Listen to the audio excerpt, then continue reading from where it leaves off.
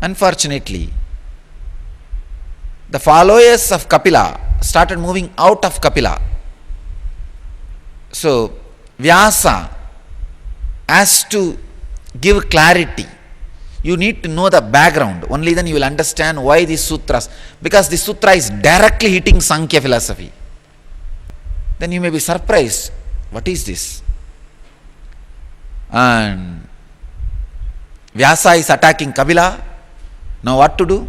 Both of them are incarnation of Vishnu. Very beautifully, Krishna says in Gita, among the Munis, I am Kapila. And in the Stotra, Bhatmavada sings about the Vyasa.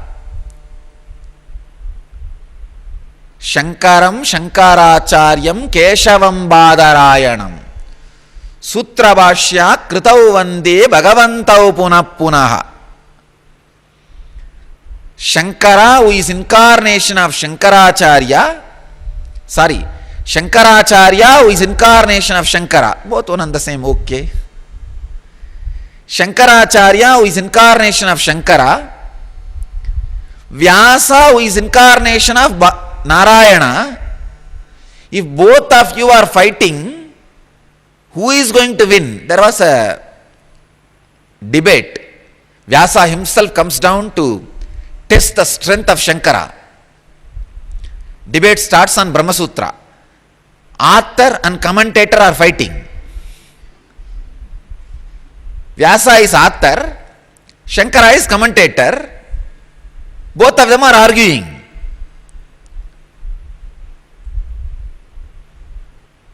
Of course, nobody can judge. But if I can take the liberty, I'll vote for Shankara. Because the guy has given a really meaning to the whole sutras. All the one or two uncut parts which Vyasa left, I don't know why, Shankara has polished it. Shankara has made, by his commentary, Brahma Sutra as more valuable diamond. I can say he made it as a pure gold. He made it more user friendly. So both of them are arguing. It goes on and on for 3 days. The poor disciples are sitting without food. So Bhatmavada suddenly realizes what is going on. And the old man who is arguing is Vyasa. But Vyasa did not reveal his identity. And this young guy who is not ready to give up is Shankara,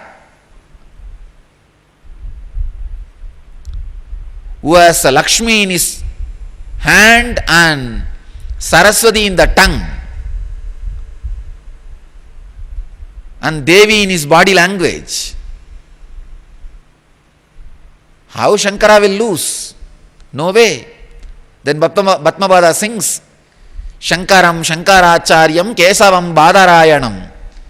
Shankara himself, the Shiva himself has come down as Shankaracharya. Vishnu himself, Keshava himself has come down as Badarayana. Vyasa,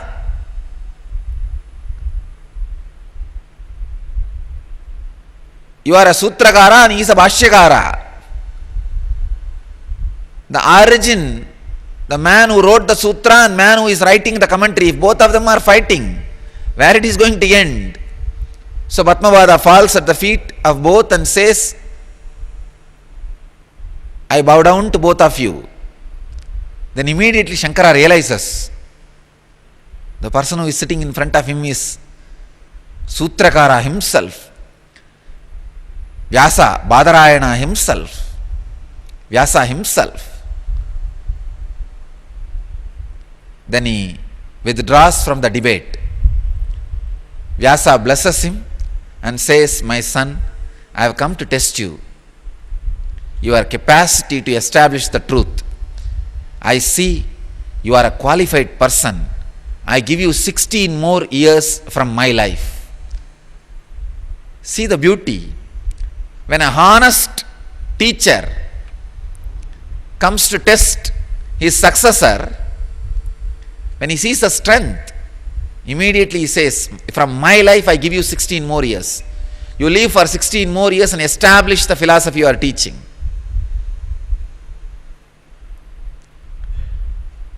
This is the way actually our Hinduism was spreading. It was completely on a friendly, convincing debate. No fight, no sword,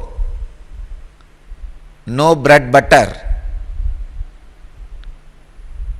killing through kindness. Very cunning way of destroying, killing through kindness. Nothing was used. Simple, straightforward understanding and analysis.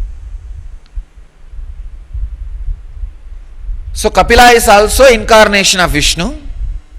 As Krishna says, among the Munis, I am Kapila. And Vyasa is also Vishnu's incarnation.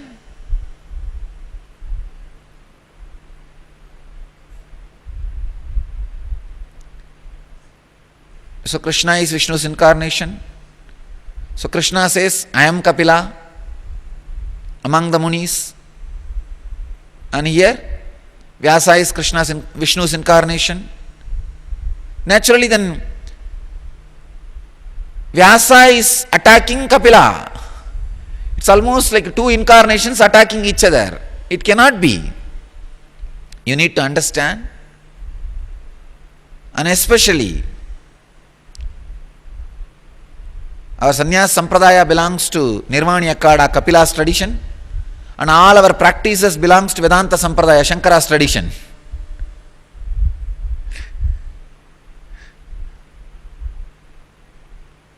There cannot be any fight between these two.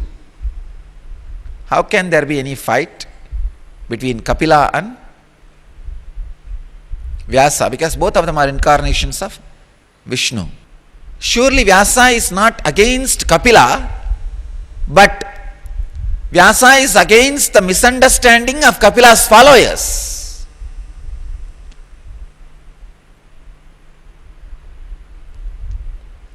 So one of the important question, whether origin of the existence is consciousness or matter.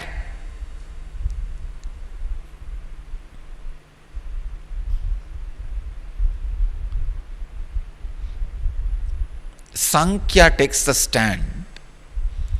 See, Kapila took the stand. Origin of the universe is matter, because once you are made to understand whatever you call as universe is from matter, you will renounce that, you will not be attracted too much towards it and go towards consciousness. That idea was given more as a technique than as a fact. See, when masters teach, you should be very careful whether those ideas are given to you as a fact or technique.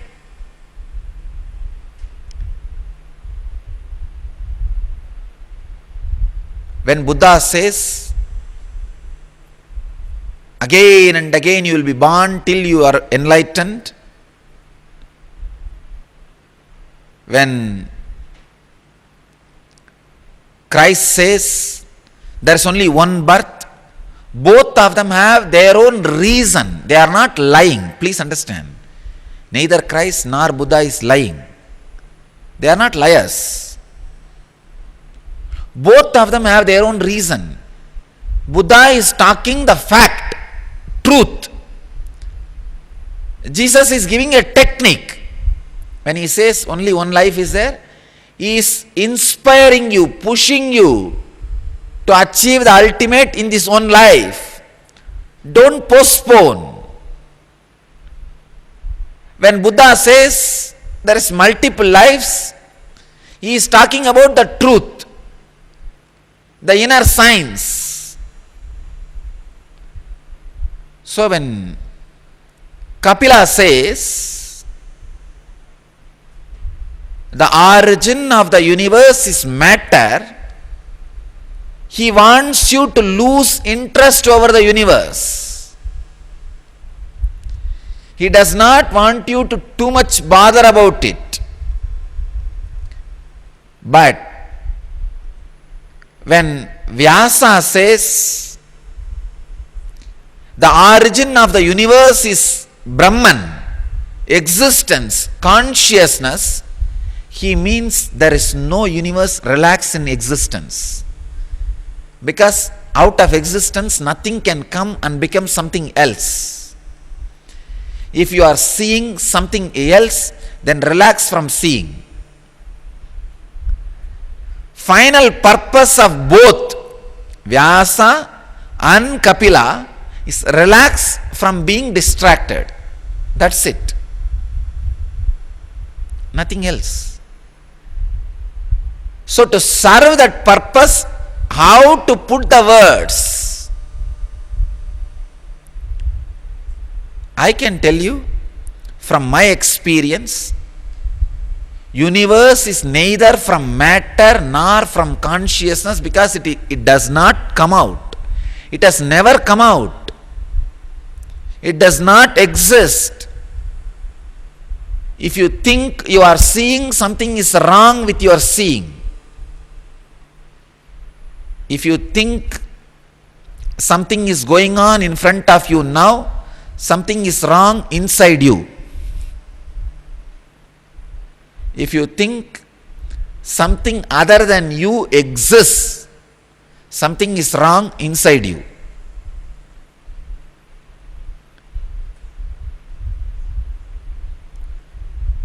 Sankhya, Kapila says, universe comes out of matter, don't bother about it. Pradhana. Forget about it. Vyasa says, origin of the universe is existence. So the universe cannot be as you think other than existence. So stop seeing it as other than existence. Come back.